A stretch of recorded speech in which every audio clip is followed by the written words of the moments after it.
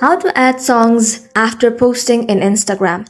Hey guys, welcome back to our channel, and in this video you will learn if it's possible to add songs on Instagram after posting it or not. So let's get started.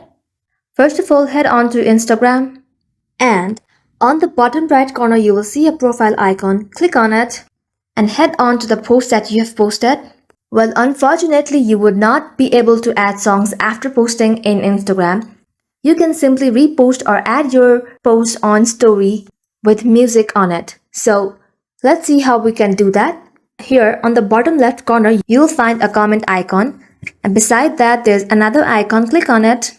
Now on the bottom left corner, you will find add to story button. Click on it. And now on the top right corner, you'll find a music icon. Click on it. Now from here, you can choose any of the music that you prefer. And after it's done, you just simply click on done on the top right corner. And again, on the bottom left corner, you'll find your story button. Click on it. And now, simply your story has been uploaded with the songs in it. Let's check it out. Here it is.